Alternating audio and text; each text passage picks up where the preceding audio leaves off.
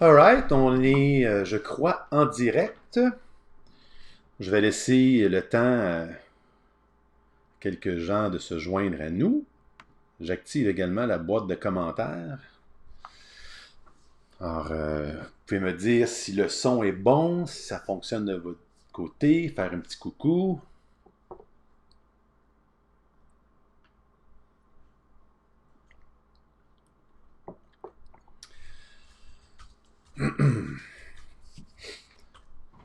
Bon, je ne sais pas comment est la météo de votre côté. Ici à Québec, belle journée ensoleillée.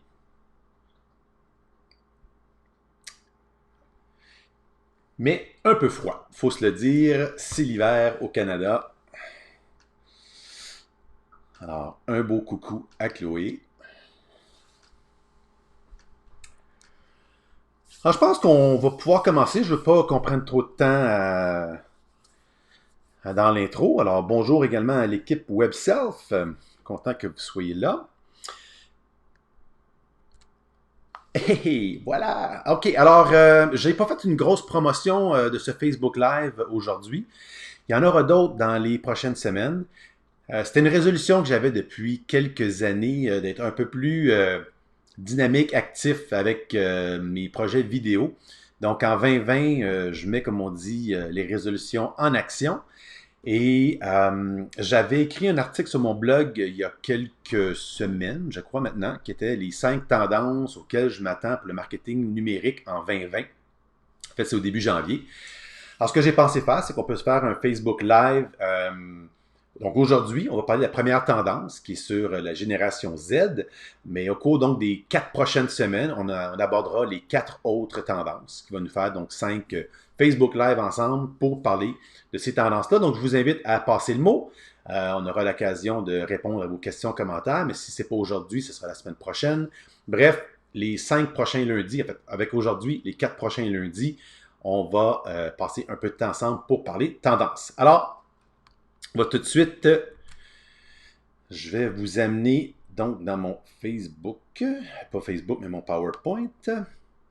OK. Alors, j'y suis ici. Parfait. Est-ce qu'on voit bien l'écran? Oui. Alors, les tendances marketing numérique 2020, il y en a 5 sur lesquelles, je crois, on devra, les marketeurs en 2020, que ce soit au Québec ou à l'international, devront porter une attention particulière. La première, c'est la génération Z. C'est ce dont on va parler aujourd'hui. Il y a vraiment un phénomène à ce niveau-là, je pense, qui va être à surveiller cette année. Les 4 autres qui feront le sujet de 4 prochains Facebook Live, donc on va parler de TikTok, une plateforme dont on parle de plus en plus, à tort ou à raison, donc on abordera quelques éléments là-dessus. On parlait des influenceurs, c'est pas nouveau, j'en parlais autant dans mes tendances de 2019 et de 2018, mais comme quoi je pense cette année, peut-être qu'on va atteindre un certain point de maturité ou pas, c'est ce dont on parlera. Facebook et Instagram qui sont en perte de vitesse également, là, on verra que ça demeure extrêmement pertinent. C'est pour ça que je fais un Facebook Live aujourd'hui. Je continue d'y croire, mais on va voir quels sont les aspects à considérer à ce niveau-là. Et dernier élément, c'est le podcasting. De plus en plus, on entend parler de podcast. Donc, qu'est-ce que ça peut représenter pour les marketeurs cette année? Mais aujourd'hui, il est question de la génération Z. Alors, la génération Z, il faut comprendre qu'en 2020, ça va représenter 40% des consommateurs à l'échelle nord-américaine. Qui sont les gens de la génération Z? Alors, il faut comprendre que c'est la génération qui suit derrière les milléniaux. Alors, les milléniaux, depuis quelques années, on entend beaucoup parler, on dit « Ah, ce sont les gens de 18 à 35 ans. » Moi, ça doit faire 6-7 ans que j'entends ça. Alors, on s'entend que 18 à 35 ans, c'était vrai il y a 6-7 ans, mais aujourd'hui, ils sont rendus plus vieux, là, les milléniaux. En fait, tandis qu'en 2020, c'est la première année où les milléniaux seront plus dans une position de direction, de pouvoir que les boomers. Donc, les milléniaux, ce sont les gens qui étaient nés, on se rappellera, entre 80 et 95, grosso modo. Okay? Ça, c'est la définition là, technique de la chose.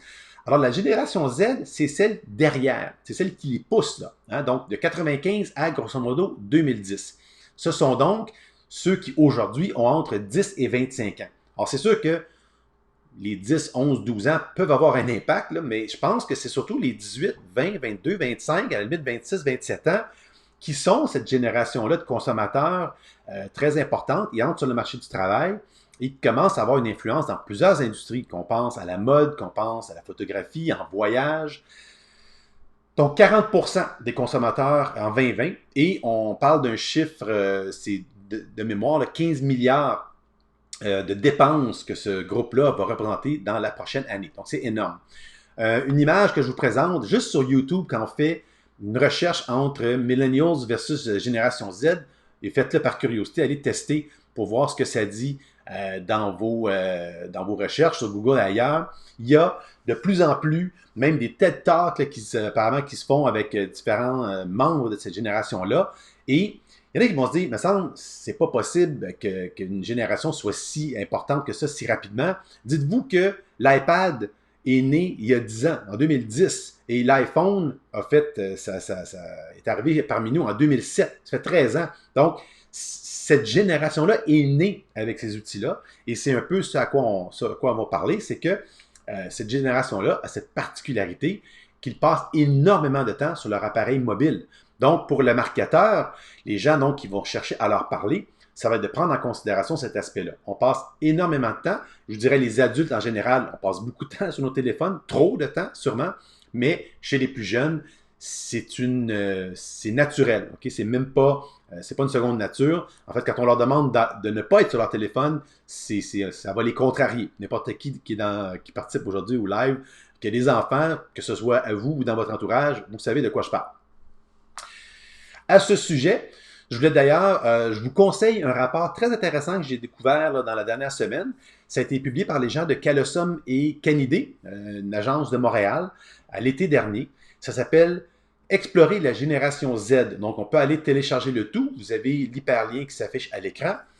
Et ce qu'ils ont fait, c'est qu'ils ont sondé un peu plus de 1000 membres de cette génération-là pour les sonder sur un ensemble de questions. Et vous voyez, il y avait 9 différentes catégories. Donc, dans le cadre de ce qu'on parle aujourd'hui au niveau du marketing, je ne m'attarderai pas sur toutes ces catégories-là, mais on leur demandait comment ils définissaient, par exemple, le bonheur, c'est quoi leur relation avec certains enjeux de société, avec les communications, la scolarité. Donc, très intéressant pour qu'on distingue la différence avec d'autres générations, notamment les milléniaux, qui est la génération qui les précède.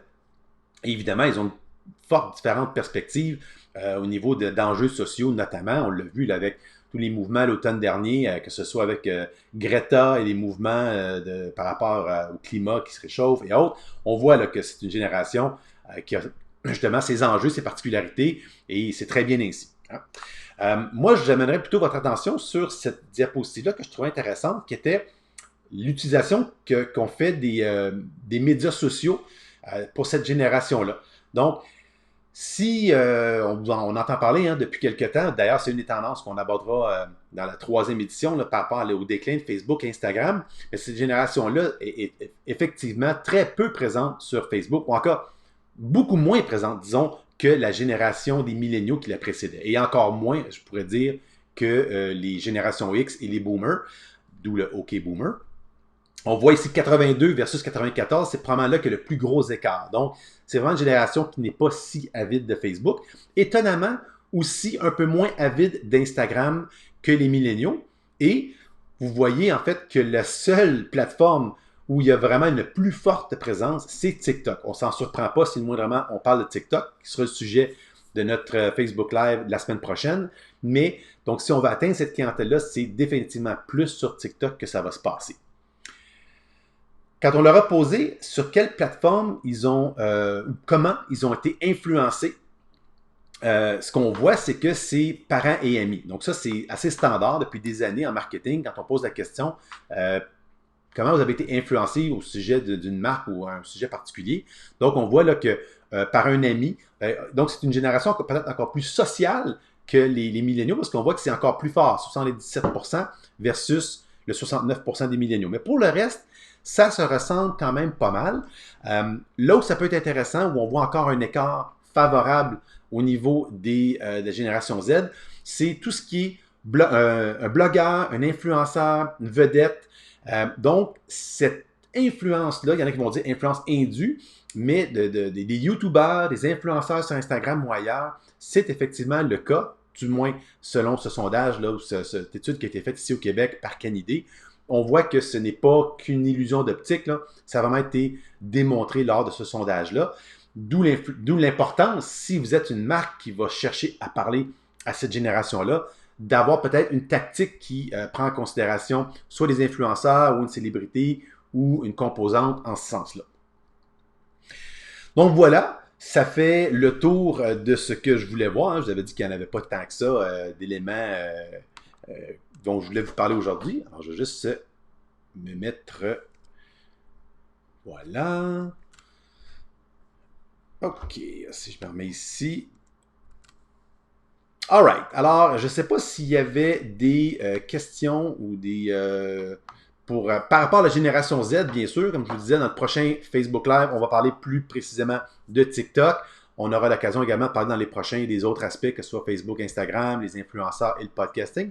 Mais par rapport à Génération Z, s'il n'y a pas de questions, j'en vois pas à l'écran en ce moment. Alors, voilà. Donc, si je pense qu'il y a un petit délai aussi, fait que je vous laisse le temps. Sinon, je répondrai aux questions que vous aurez laissées suite à ce Facebook Live, dont je ferai évidemment la promotion dans mon infolette. Ceux qui ne sont pas abonnés, je vous invite à le faire sur le site frédéricgonzalo.com. On peut s'inscrire à l'infolette et je donnerai tous les détails pour les Facebook Live à venir. Sinon, le prochain Facebook Live sera programmé au courant des prochaines minutes. Alors, vous pourrez vous inscrire dès maintenant. Sur ce, c'était une bonne fin de journée. À la prochaine!